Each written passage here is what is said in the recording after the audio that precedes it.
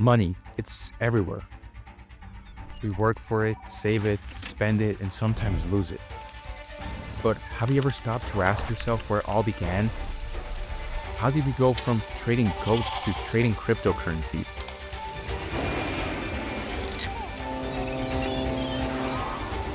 Bitcoin's doubling the S&P. Ethereum chase worst monthly pay tax rate. But there's two recession in one. Well, that's what I wanted to find out.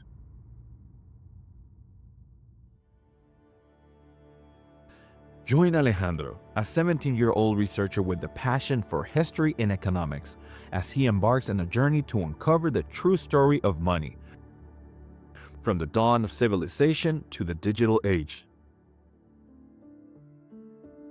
Imagine a world with no money, no cash, no credit cards, and no bank accounts. Just you, your chickens, and the hope that somebody out there really even wants chickens in exchange for their wheat. That was the reality thousands of years ago. The first human economies were based entirely on barter, a direct exchange of goods. But there was a problem.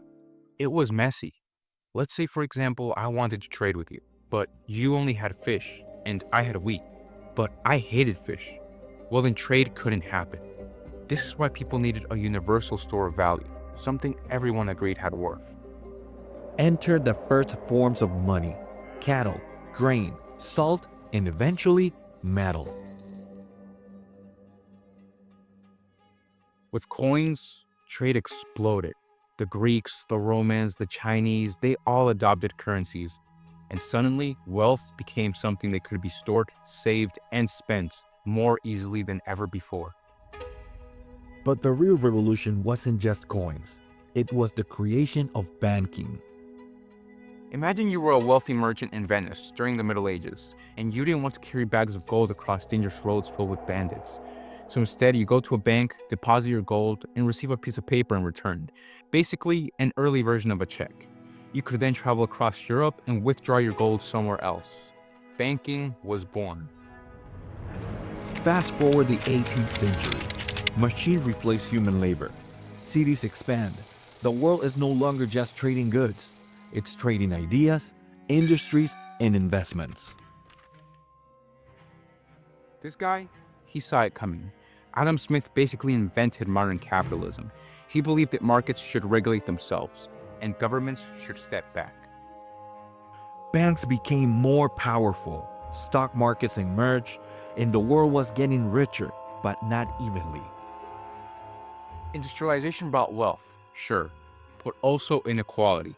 Suddenly, money was no longer just about survival. It was about power. Then came the crashes. The Great Depression of 1929 wiped out fortunes overnight. World War II reshaped economies. And in 1971, the United States made a shocking decision, abandoning the gold standard. Before 1971, money was literally backed by gold, which meant you could exchange a US dollar for actual gold. But when that system came to an end, money became, well, just paper. And the only reason it worked was because people believed it. And they did. The global economy expanded faster than ever before, driven by technology, multinational corporations, and digital transactions. Money was no longer physical. It was numbers on a screen. Now we barely use cash. Everything's digital. And then came Bitcoin. Bitcoin, a decentralized currency, free-form banks and governments. Some see it as a future of money.